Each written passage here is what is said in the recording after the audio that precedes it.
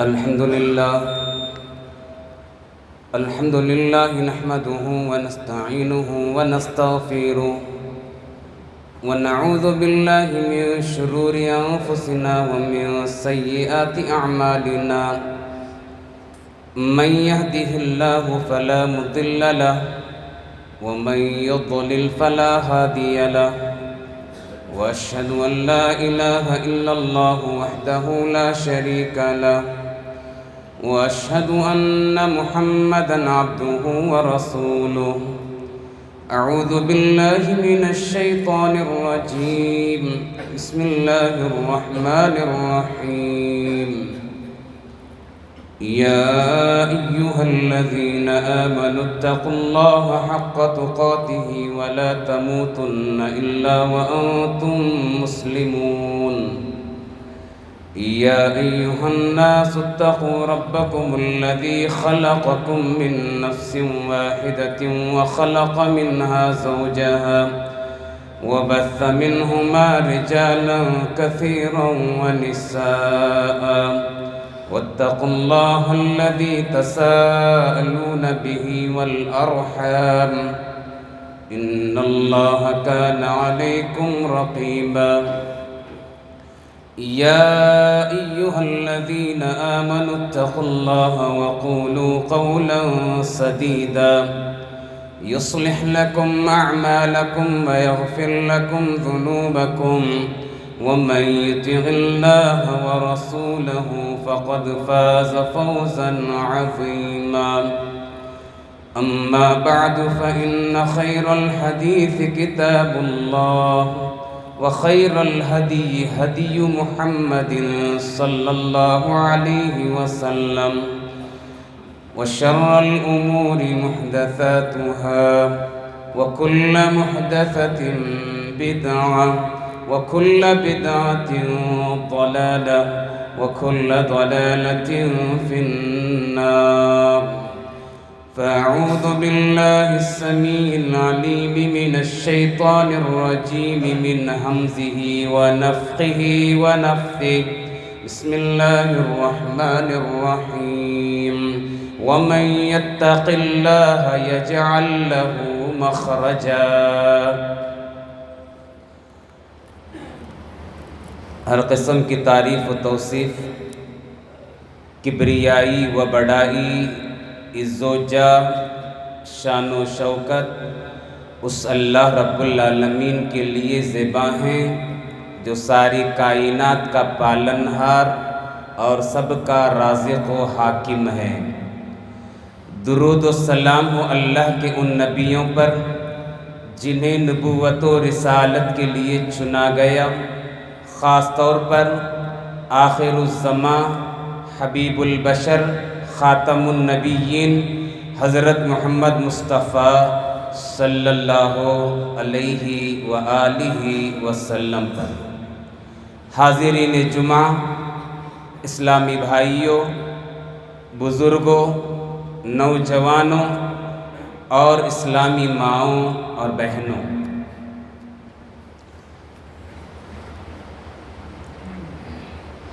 اللہ کے نبی محمد الرسول اللہ صلی اللہ علیہ وسلم جب لوگوں کو نصیحت کرنا ہوتا، کچھ باتیں بتلانا ہوتا، یا یہ کہ آپ کو خطبہ دینا ہوتا، تو نبی صلی اللہ علیہ وسلم 3 آیات پڑھتے تھے، جو آیات میں نے آپ کے سامنے پڑھی ہیں خطبہ حاجہ کے طور پر۔ حاضرین، خطبہ حاجہ میں پڑھی جانے والی تینوں آیات کے شروع میں اللہ تعالیٰ نے تقوی کا حکم دیا ہے، جو اس بات کی دلیل ہے کہ اللہ اور اس کے رسول صلی اللہ علیہ وسلم کے نزدیک تقوی کی بڑی اہمیت ہے۔ میرے عزیزوں، دین اسلام کے اندر جتنی بھی بڑی بڑی عبادتوں کا حکم دیا گیا ہے، ان تمام بڑی عبادتوں کا مقصد کیا بتلایا گیا ہے؟ تمام بڑی عبادتوں کا مقصد ہے کہ انسانوں کے دلوں میں اللہ کا تقوی، اللہ کا ڈر اور پرہیزگاری کو پیدا کرنا۔ میں اور آپ جس مہینے سے گزر رہے ہیں یہ مقدس مہینہ ہے، برکت والا مہینہ ہے، رمضان المبارک کا مہینہ۔ اللہ تعالیٰ نے وہ ساری عبادتوں کو اس مہینے میں جمع فرما دیا جو دیگر مہینوں میں وہ ساری عبادتیں جمع نہیں ہوتی ہیں۔ بڑی بڑی عبادتیں اس مہینے میں جمع کر دی گئی ہیں، اور یہ مہینہ، اور خاص طور پر یہ مہینہ روزے سے جانا جاتا ہے۔ تو قرآن مجید نے اس مہینے کا مقصد، اس روزے کا مقصد کیا بتلایا؟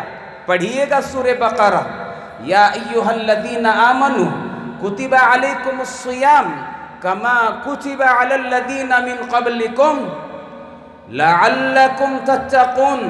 روزے تم پر فرض کیے گئے ہیں، روزوں کا مقصد بتلایا، لعلکم تتقون، تاکہ تم پرہیزگار بن جاؤ، اللہ سے ڈر کر زندگی بسر کرنے والے ہو جاؤ، تمہارے دلوں میں اللہ کا تقوی پیدا ہو جائیں۔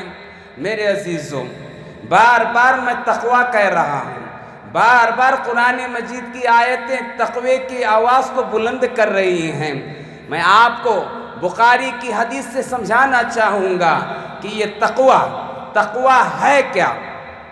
بخاری کی روایت ہے، رسول اکرم صلی اللہ علیہ وسلم اپنی بیوی مائی عائشہ رضی اللہ عنہا کے ہمراہ بیٹھے ہوئے ہیں۔ نبی کریم صلی اللہ علیہ وسلم کی یہ خادمہ تھیں، اور یہ خادمہ گھر کے آنگن میں بکری کے بچے کے ساتھ کھیل رہی ہے۔ نبی کریم صلی اللہ علیہ وسلم نے کسی ضرورت کے تحت خادمہ کو آواز لگائی۔ خادمہ نے نبی صلی اللہ علیہ وسلم کی آواز کو سنا، لیکن وہ گئی نہیں۔ نبی صلی اللہ علیہ وسلم نے دوبارہ آواز دی، خادمہ نے آواز کو سنا لیکن جواب نہیں دیا، وہ آئی نہیں۔ نبی نے تیسری مرتبہ آواز دی، وہ آئی نہیں۔ آخر کار نبی کریم صلی اللہ علیہ وسلم نے مائی عائشہ رضی اللہ عنہا سے کہا کہ دیکھو عائشہ رضی اللہ عنہا، کہیں خادمہ دور تو نہیں چلی گئی ہے۔ مائی عائشہ رضی اللہ عنہا آئیں، دیکھا کہ خادمہ بکری کے بچے کے ساتھ کھیل میں مگن ہے، مشغول ہے۔ نبی کی آواز پر لبیک نہیں کہا۔ مائی عائشہ رضی اللہ عنہا گئیں، نبی کو سارا ماجرا سنائیں۔ نبی کریم صلی اللہ علیہ وسلم نے خادمہ کو، نوکرانی کو بلایا، پوچھا کہ تم نے میری آواز کو نہیں سنا؟ قربان جائیے گا، اس زمانے کے نوکرانیوں پر، خادموں پر، غلاموں پر، نوکر چاکروں پر، اس زمانے کے جو غلام بھی ہوتے تھے، نوکر بھی ہوتے تھے، وہ بھی سچ بولا کرتے تھے۔ کہا کہ میں نے آپ کی آواز کو سنا لیکن میں نہیں آئی، اور شرمندگی سے خادمہ کا سر نیچے جھک گیا۔ اللہ کے نبی صلی اللہ علیہ وسلم کے کان میں مسواک کی لکڑی تھی، مسواک کی لکڑی تھی، نبی مسواک کان میں رکھا کرتے تھے۔ ایک زمانہ تھا، ایک وقت تھا، یہ نشانی، یہ علامت ہندوستان کے اندر اہل حدیثوں کی ہوتی تھی۔ اہل حدیث اپنا شعار مسواک کو کان میں رکھ کر بتلاتے تھے، لیکن اس نشانی کو، اس سنت کو کسی اور نے آج اپنا لیا ہے۔ ضرورت اس بات کی ہے کہ میں اہل حدیثوں سے پھر یہ کہنا چاہتا ہوں، اس سنت کو اپنائیے، کانوں میں مسواک کی لکڑیوں کو رکھیے۔ یہ نبی کی شان ہے، یہ ہماری شان ہے، اور سنت کو زندہ کرنے کی یہ سب سے بڑی دلیل ہے۔ نبی کریم صلی اللہ علیہ وسلم نے مسواک کو اٹھایا، کہا لولا القود لاوجعتک بہذا السواک۔ تمہاری اس غلطی پر اے خادمہ، میرا جی کرتا ہے کہ اس مسواک کی کاڑی سے میں سزا دوں۔ نبی صلی اللہ علیہ وسلم نے ہاتھ کو بڑھایا، پھر ہاتھ کو پیچھے کھینچ لیا۔ مائی عائشہ رضی اللہ عنہا کو تعجب ہوا، پوچھا اللہ کے نبی صلی اللہ علیہ وسلم آپ نے کیوں نہیں مارا، آپ نے سزا کیوں نہیں دی؟ اللہ کے نبی صلی اللہ علیہ وسلم نے فرمایا میرے دل میں یہ خیال آیا کہ میں جو سزا دے رہا ہوں اس کی غلطی پر جو میں سزا دے رہا ہوں، کہیں قیامت کے دن اس کی غلطی سے بڑھ کر میری سزا بارگاہ حضور میں نہ ہو جائیں، اس لیے میں اسے مارنا نہیں چاہتا۔ میرے عزیزوں، میں آپ کو یہ پیغام دیتا ہوں، اے احساس، یہ جذبہ، یہ سوچ، یہ خیالات، یہ افکار ہمارے اندر آ جائیں، یہی تقویٰ ہے۔ اگر یہ کیفیت ہماری دلوں کی ہو جائیں تو انشاءاللہ ہماری دنیا بھی بنے گی اور ہماری آخرت بھی سنورے گی۔ تقوی کو میرے عزیزوں ایک اور حدیث سے میں آپ کو سمجھانے کی کوشش کروں گا۔ ابی بن کعب رضی اللہ تعالی عنہ نے تقوی کو بہترین انداز اور مثال کے ذریعے سمجھایا ہے۔ عمر بن خطاب رضی اللہ تعالی عنہ نے ابی بن کعب رضی اللہ عنہ سے تقوی کے بابت پوچھا، بتلائیے ابی بن کعب رضی اللہ عنہ تقوی کیا ہے؟ ابی بن کعب سمجھانا شروع کرتے ہیں، عمر رضی اللہ عنہ، کبھی جنگل سے آپ کا گزر ہوا ہے؟ ایسا جنگل جہاں پر کانٹے ہی کانٹے بچھے ہوئے ہیں اور تمہارے پیروں میں نہ چپل ہیں نہ جوتیاں ہیں، جنگل کے دونوں کناروں پر جو ہے کانٹیاں بچھی ہوئی ہیں، جھاڑیاں ہیں۔ اب اے عمر رضی اللہ عنہ، تمہیں اس کانٹے دار جنگل کو پار کرنا ہے، ایسے وقت میں تم کیا کرو گے؟ عمر رضی اللہ تعالیٰ عنہ نے فرمایا کہ میں دھیرے دھیرے کانٹوں سے بچا کر آزو بازو میں جو کانٹوں کی جھاڑیاں ہیں ایک ایک کر کے دھیرے دھیرے ہٹا کر میں کانٹے دار راستے کو پار کرنے کی، آگے بڑھنے کی کوشش کروں گا۔ ابی بن کعب رضی اللہ تعالیٰ عنہ نے کہا، عمر تم کانٹوں سے کتنا بھی بچنا چاہو، ایک دو کانٹے تمہارے دامن پر، تمہارے جسم پر لگ جائیں گے، ایسے وقت میں تم کیا کرو گے؟ عمر رضی اللہ عنہ نے کہا کہ میرے جسم پر کانٹے لگ جائیں گے، ایک دو لگ جائیں گے، میں مرہم پٹی کر لوں گا، اس کا علاج کروں گا۔ کہا کہ ایسے ہی اسی کا نام تقوی ہے، اور ایسے ہی اس دنیا کے اندر گناہوں کا جال بچھا ہوا ہے، جیسے جنگل کے اندر کانٹے بچھے ہوئے ہیں۔ قدم قدم پر گناہ کا بازار اس دنیا کے اندر گرم ہے، اور ہمیں دنیا میں رہنا بھی ضروری ہے، ہمیں زندگی گزارنا بھی ضروری ہے۔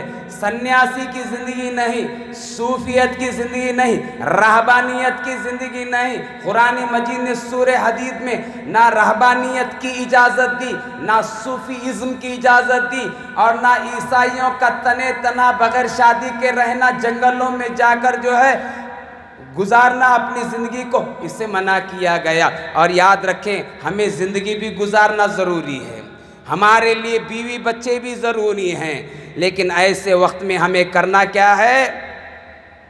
اگر گناہ ہم سے سرزد بھی ہو جائیں، دو چار گناہ ہم سے ہو بھی جائیں، تو فوری طور پر اس کا علاج کرانا ہے، جیسے کانٹے لگنے پر مرہم پٹی کی جاتی ہے، گناہ ہونے پر بھی علاج کرانا ہے۔ گناہ کا علاج کیا ہے؟ وَتُوبُوا إِلَى اللَّهِ، گناہ کا علاج کیا ہے؟ اللہ کی طرف پلٹو، اللہ کی طرف رجوع ہو جاؤ، معافی مانگو، گڑ گڑاؤ، استغفار کرو، وہ تمہارے گناہ معاف ہو جائیں گے۔ اللہ کے نبی صلی اللہ علیہ وسلم نے حدیث کے اندر فرمایا، اللہ تعالیٰ کو 3 لوگ بڑے پسند ہیں، غور سے سننا اس حدیث کو۔ ایک متقی، پرہیزگار، دوسرا بے نیاز۔ بے نیاز کس کو کہتے ہیں؟ بے نیاز کہتے ہیں کہ اللہ نے اس آدمی کو جتنا دیا ہے، جس حالت میں رکھا ہے، اسی پر وہ اکتفا کرتا ہے، حالانکہ اسے ضرورت ہے، لیکن دوسروں کے سامنے ہاتھ کو پسارتا نہیں، ہاتھوں کو پھیلاتا نہیں، کسی سے مانگتا نہیں، کسی سے پوچھتا نہیں، جتنا ہے، جس حال میں ہے، جو کچھ ہے اس پر راضی ہے، خوش ہے، دوسروں سے پوچھتا نہیں۔ اللہ کو ایسا بندہ بہت پسند۔ تیسرا کہا، ایسا متقی، ایسا پرہیزگار، ایسا تقوی والا جو معاشرے میں، سوسائٹی میں، گاؤں میں، ماحول میں گمنام ہے، کوئی جانتا ہی نہیں کہ یہ تقوی والا ہے۔ تقوی ایسا ہوتا ہے، تقوی بتلانے کی چیز نہیں۔ لوگ آج بتلاتے ہیں، کوئی بڑی بڑی ٹوپیاں ڈال کر یہ ثابت کرتا ہے کہ میں تقوی والا ہوں، کوئی بڑی بڑی جھبے پہن کر جو ثابت کرتا ہے کہ میں تقوی والا ہوں، داڑھیاں چھوڑ کر بڑے عجیب عجیب طریقے مارکیٹ میں، معاشرے میں آ گئے ہیں تقوی کو ظاہر کرنے کے۔ یاد رکھیں تقوی یہ نہیں، تقوی تو یہ ہے آپ دل میں چھپائے رکھیں تقوی کی بھنک، آپ کے پرہیزگاری کی خبر نہ مسجد میں ہو، نہ معاشرے میں ہو، نہ سوسائٹی میں ہو، نہ گاؤں میں ہو، تقوی کی زندگی گزارتے رہو۔ اللہ کے نبی صلی اللہ علیہ وسلم نے فرمایا ایسا بندہ اللہ تعالیٰ کو بہت پسند ہے۔ میرے عزیزو، آج عزت کا معیار کیا ہے؟ آج عزت کا معیار آدمی سمجھتا ہے میرے پاس مال ہے، دولت ہے، گاڑیاں ہیں، بنگلے ہے، دھن ہے، دولت ہے، عیش و آرائش کی چیزیں ہیں، اچھا بڑا کاروبار ہے، آدمی سمجھتا ہے کہ اس میں میری عزت ہے۔ لوگ سمجھتے ہیں کہ پیسوں میں عزت ہے، کچھ لوگ جو ہے خاندان میں عزت سمجھتے ہیں، کچھ لوگ اپنا روب، دبدبہ ماحول میں دکھا کر سمجھتے ہیں کہ ہماری عزت ہے۔ اللہ کی قسم، قرآن مجید سورہ حجرات کی آیت کریمہ کا ٹکڑا پڑھ لینا، نہ پیسوں میں عزت ہے، نہ خاندان میں عزت ہے، نہ حسب و نسب میں عزت ہے، نہ دنیا کے زیب و آرائش کی چیزوں میں عزت ہے۔ عزت ہے تو کون؟ عزت ہے تو کس میں؟ ان اکرمکم عند اللہ اتقاکم، تم میں سے معزز، محترم، فضیلت والا، عزت والا اللہ کے نزدیک تم میں کا زیادہ تقوی والا ہے، تقوی والا ہے، پرہیزگار ہے، متقی ہے۔ اللہ حاضرین، اللہ کے نبی صلی اللہ علیہ وسلم نے متقیوں کے بارے میں فرمایا اس روئے زمین پر کچھ لوگ ایسے ہیں جو گمنام ہیں، تقوی میں گمنام ہیں، تقوی کو چھپائے ہوئے ہیں، اور معاشرے میں ایسے لوگوں کی کوئی اہمیت بھی نہیں۔ لوگ اس آدمی کو دھکا دے کر نکالتے ہیں، اس کی کوئی اہمیت نہیں۔ اللہ اکبر، ہر معاشرے میں کچھ ایسے بندے، کچھ ایسے لوگ ہوتے ہیں، نہ مجھے نظر آئیں گے نہ آپ کو نظر آئیں گے، تقوی کو دلوں میں چھپائے ہوئے ہوں گے، گمنام ہوں گے۔ اللہ کے یہاں ان کی اس قدر عزت ہوگی، اتنی عزت ہوگی، اتنی عزت ہوگی۔ پیارے حبیب صلی اللہ علیہ وسلم نے فرمایا یہ گمنام لوگ، زمانہ جسے دھکا دیتا ہے، نیچی نظر سے دیکھتا ہے، حقیر نظر سے دیکھتا ہے، نہ مسجد میں کوئی مقام، نہ باہر کوئی ان کی عزت۔ اللہ کے نبی نے فرمایا اگر کسی معاملے میں یہ لوگ قسم کھا لیں، اللہ رب العالمین ساتوں آسمان سے ان کی قسم کی لاش کو رکھے گا اور ان کی قسم کے بدلے میں ان کی دعا کو قبول فرمائے گا۔ ایسے تقوی والے، ایسے متقی اپنے آپ کو بنانے کی کوشش کریں۔ حاضرین، ہم کوئی بھی گناہ کا کام کرنے کے لیے آگے بڑھیں، گناہ کا ارادہ ہمارے دل میں آئے، اللہ سے ڈر کر اس گناہ کے کام کو چھوڑ دینے کا نام ہی تقوی ہے۔ کیسے؟ میں نوجوان کی مثال دینا چاہوں گا۔ نوجوان آج کل کیا ہے؟ موبائل کا فتنہ ہے، موبائل کا زمانہ ہے۔ موبائل میں لڑکا ادھر سے بات کیا، لڑکی ادھر سے بات کی، دونوں میں طے ہو گیا، گناہ کے قریب ہو گئے۔ لڑکے نے لڑکی کو بلایا، لڑکی نے لڑکے کو بلایا، دونوں غلط کام پر رضامندی کا اظہار کیے، دونوں بستر پر لیٹ بھی گئے، کپڑے کو کھولا۔ اس وقت جب یہ زنا کے گناہ کے مرتکب ہو رہے ہیں، ایسے وقت میں کہ ان سے گناہ سرزد ہو جائیں، اس وقت یہ خیال آنا، یہ احساس آنا کہ ہمارے گناہ کو اللہ تعالیٰ دیکھ رہا ہے، اس سوچ سے، اس فکر سے اس گناہ کو چھوڑ دینے کا نام ہی تقوی ہے۔ اللہ حاضرین، ایک بخاری کی روایت آپ کے سامنے میں پیش کرتا ہوا چلوں، بار بار آپ نے سنا ہوگا، پھر اس واقعے کو میں دہرانا چاہوں گا۔ ایک چچیرا بھائی چچیری بہن سے بڑا پیار کرتا تھا۔ چچیری بہن کے والد کا انتقال ہو چکا تھا، قحط سالی کا زمانہ تھا، بھوک مری کی حالت تھی۔ اس چچیری بہن کا شوہر بھی تھا، لیکن وہ بیمار تھا، بستر پر تھا، اور چچیری بہن کے چھوٹے چھوٹے بچے بھی تھے۔ بچے بھوک کے مارے بلک بلک کر رو رہے ہیں۔ یہ اپنے چچیرے بھائی کے پاس آئی، کہا کہ میری کچھ مدد کر دو۔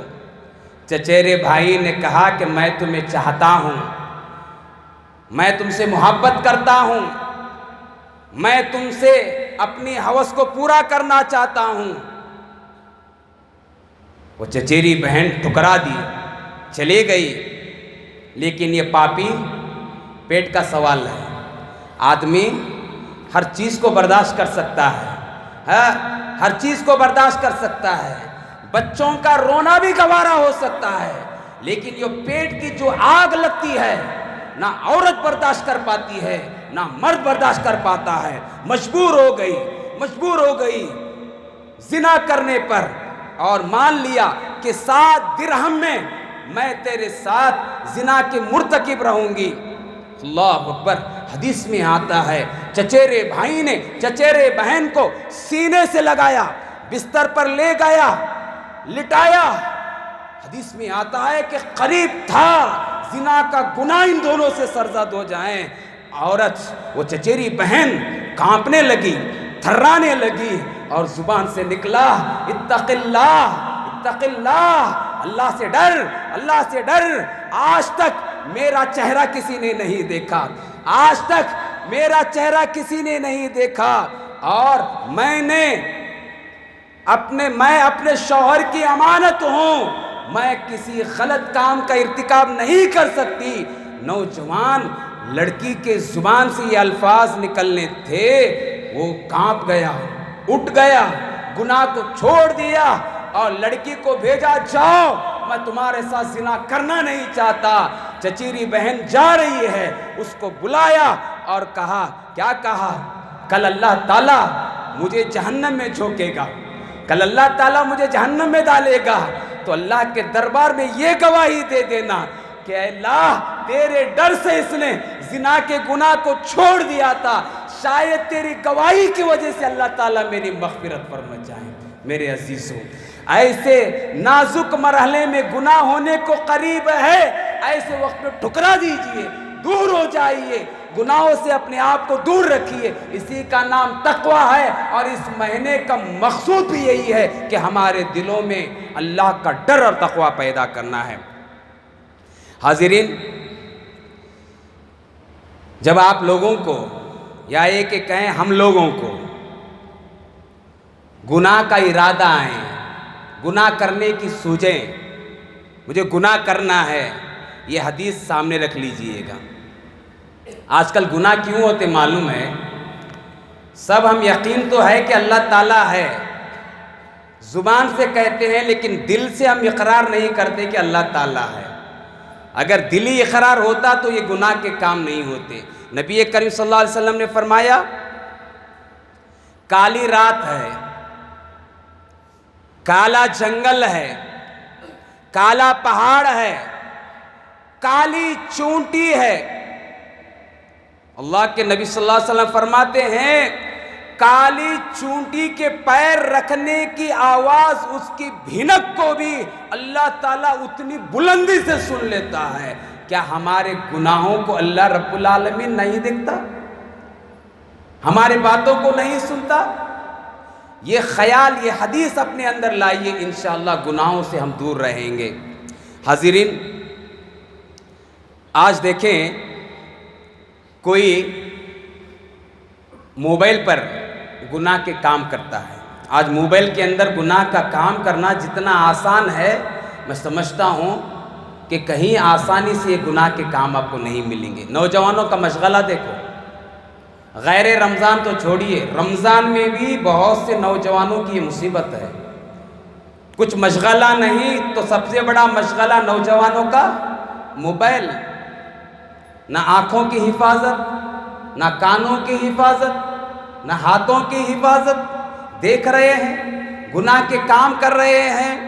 اور کئی نوجوان تو ایسے ہیں یہ سوچ کر گناہ کرتے ہیں کہ میں ہوں، موبائل ہے، مجھے کون دیکھ رہا ہے۔ آج کل نوجوانوں کو دیکھیے ایسا لگتا ہے کہ پاگل کتے نے انہیں کاٹ لیا ہے۔ کیوں؟ ہمارے یہاں تو ایسے حالات ہے، پتہ نہیں یہاں ہے نہیں ہے۔ کچھ نوجوان جمع ہو جاتے ہیں، 4-5 جمع ہو کے جاتے ہیں، ایک کونے میں، دوسرا اس کونے میں، تیسرا اس کونے میں، کبھی ہنس رہا ہے، کبھی عجیب حرکتیں کر رہا ہے، دیکھنے والے کو سمجھے گا کہ ضرور اس کو کوئی پاگل کتے نے ہی کاٹا ہے۔ کیوں؟ گناہوں میں اتنے مست، اتنے مگن ہے۔ اللہ اکبر، راستے میں بزرگ آ رہے ہیں، بڑے لوگ آ رہے ہیں، علماء گزر رہے ہیں، کسی کو خیال نہیں نوجوانوں کا۔ ایک زمانہ تھا، کیا بزرگوں کی اہمیت، کیا علماء کی عزت، عالم دین کی اہمیت، آج نوجوانوں میں چیز نہیں، مست موبائل میں مگن ہیں، گناہ کے کام کر رہے ہیں۔ اور کتنے ایسے نوجوان ہیں ماں باپ سے چھپائے سگریٹ اور بیڑی کا استعمال کرتے ہیں، اور ان کی سوچ کیا ہے، ہمیں کوئی نہیں دیکھ رہا ہے۔ اور اس سے بھی آگے بڑھ کر کئی نوجوان زنا کے جو اقسام ہیں ان اقسام میں سے کسی قسم کے اندر ملوث ہیں، کئی نوجوان شراب میں مبتلا ہیں، تو کئی نوجوان نشیلی اشیاء کا استعمال کر رہے ہیں، یہ سوچ کر کے ہمیں کوئی دیکھ نہیں رہا ہے۔ میرے عزیزو، قرآن مجید کو آپ پڑھیے، قرآن مجید میں تقوی کا جو لفظ آیا ہے وہ عبادت سے بھی زیادہ معاملات کے لیے تقوی کا لفظ آیا ہے۔ خرید و فروخت کے لیے، طلاق کے لیے، نکاح کے لیے، کیا مطلب ہے؟ معاملات کے لیے تقوی کا لفظ کیوں استعمال ہوا؟ اس کا مطلب یہ ہے کہ متقی ہونے کے لیے صرف عبادت کا ہونا ہی کافی نہیں ہے۔ آج بہت سے لوگوں کو دیکھیے، ان کے تقوی کا دار و مدار صرف عبادت، نماز پڑھ لیے سمجھتے ہیں کہ وہ تقوی والے ہو گئے، متقی ہو گئے، بقیہ ساری چیزیں ان سے گم ہیں۔ نہیں میرے بھائی، جب تک تمہارے معاملات صحیح نہیں ہوتے تقوی کے لائق آپ نہیں ہو سکتے، آپ تقوی والے ہو نہیں سکتے۔ کیوں؟ بہت سے ایسے لوگ ہیں معاشرے میں، نماز پڑھتے ہیں، نمازوں کے پابند ہیں، مسجد میں ان کی عزت بھی ہے، آتے جاتے لوگ ان کو سلام بھی کرتے ہیں، لیکن گھروں میں ان کا معاملہ بڑا ٹیڑھا ہے۔ کیسے؟ معاملہ صحیح نہیں، بیوی بچوں کے ساتھ سلوک صحیح نہیں، بات بات پر بیوی کو مارنا، بات بات پر بیوی بچوں کو جھڑکنا، گالیاں دینا، اور اس کے علاوہ یاد رکھیں ساتھ ساتھ بچوں کو ستانا اور جھوٹ بولنا، دھوکہ دینا، جتنے بھی حقوق بتلائے گئے ہیں ان کی پامالی کرنا، غیبت کرنا، رشتے ناطے کو توڑنا۔ یاد رکھیں یہ معاملات ہمارے ہیں، ہم نماز پڑھتے پڑھتے جھک جائیں، ہماری کمریں ٹیڑھی ہو جائیں، یاد رکھیں اگر معاملات ہمارے صحیح نہیں ہیں تو ہم تقوی والے ہو نہیں سکتے۔ آخر بات بتا کر اپنی بات کو میں ختم کروں۔ حاضرین، ہماری جتنی بھی عبادتیں ہیں ان کی قبولیت کے لیے حلال و حرام میں فرقہ ہونا ضروری ہے۔ اللہ، ہماری کمائی تھوڑی کیوں نہ ہو، محنت کی ہو، پسینے کی ہو، حلال طریقے سے ہو، اللہ کو یہ روزی روٹی، یہ لقمہ بڑا پسند ہے۔ میں آپ سے کہنا چاہوں گا آپ کے جو بھی کاروبار ہیں جس قسم کے ہیں وہ حلال طریقے کے ہوں، اور آپ اپنے پیٹ میں جو لقمہ ڈالتے ہیں، نوالا ڈالتے ہیں، اپنے بیوی بچوں کو جو کھلاتے ہیں، ان کے پیٹوں میں جو نوالے پہنچتے ہیں وہ حلال طریقے کے ہونا چاہیے۔ اگر ہم نے حرام کھلایا، خود بھی کھائے، تو ہماری ساری عبادتیں بیکار، ہماری نمازیں بیکار، رمضان کے روزے بیکار، الغرض، ہر قسم کی عبادت اکارت ہے، بیکار ہے، ضائع ہے، برباد ہے۔ حلال اور حرام میں فرق کرنے کی کوشش کریں۔ اس کی ایک مثال میں دیکھوں کہ روزی روٹی کے معاملے میں کتنا ہوشیاری سے کام لیں۔ ہمیشہ یہ سوچیں کہ ایک نوالا بھی حرام کا ہمارے پیٹ میں نہ جائیں، ایسی زندگی گزارنے کی کوشش کریں۔ ابو بکر صدیق رضی اللہ تعالیٰ عنہ، ابو بکر صدیق رضی اللہ عنہ کا غلام تھا۔ یہ غلام زمانہ جاہلیت میں کہانت کی، جوتشی کی باتیں بتلا کر جو ہے کمایا کرتا تھا۔ یہ خود کہتا ہے کہ کئی سال پہلے میں نے ایک آدمی کو کہانت بتلائی، اس کا مستقبل بتلایا، جوتشی کا کام میں نے اسے بتلایا، کہانت بتلائی، تیرے ساتھ ایسا ہوگا ایسا ہوگا۔ خود غلام کہتا ہے کہ ایک بار میری بات سچ ہو گئی، تو وہ آدمی خوشی میں اس نے مجھے کچھ پیسے دیے، ان پیسوں سے میں نے ایک چیز خرید کر کھانے کی ابو بکر صدیق رضی اللہ عنہ کی خدمت میں پیش کیا۔ ابو بکر صدیق رضی اللہ عنہ نے تفتیش نہیں کی، غلام لایا ہے، لیا، کھا لیا، وہ چیز پیٹ میں چلی گئی۔ بعد میں پوچھا تم نے مجھے جو غذا لا کر دی ہے وہ کس قسم کی ہے، کن پیسوں کی ہے؟ بتلایا میں زمانے جاہلیت میں کہانت کرتا تھا، وہ بات سچ ہو گئی، اس کے بدلے میں یہ پیسے ملے، لا کر آپ کو دیا۔ اللہ اکبر۔ کھانا پیٹ میں چلا گیا، غذا پیٹ میں پہنچ گئی، گوارا نہیں کیا کہ حرام کا ایک لقمہ پیٹ میں رہے۔ روایتوں میں آتا ہے زبردستی الٹی کیا، خی کر کے اس حرام چیز کو نکال کر باہر پھینک دیا۔ یہ چیز ہمارے اندر ہونی چاہیے میرے عزیزو۔ حاضرین، خطبے کا خلاصہ کلام کیا ہے؟ خطبے کا خلاصہ کلام یہ ہے، یہ رمضان کا مہینہ ہے، یہ رمضان کا مہینہ ہمیں یہ تعلیم دیتا ہے کہ جیسے تقوی کی زندگی رمضان کے مہینے میں تم گزار رہے ہو، عام مہینوں کے مقابلے میں ہر آدمی، اکثر لوگ گناہوں سے دور رہتے ہیں، زیادہ سے زیادہ تقوی رمضان کے مہینے میں جھلکتا ہے ان کے اندر۔ کہا آنے والے 11 مہینوں میں بھی یہی حالت تمہاری ہونی چاہیے۔ صرف رمضان کے حد تک تقوی پیدا کیا، رمضان گیا تو تقوی گیا، ایسا معاملہ نہیں ہونا چاہیے۔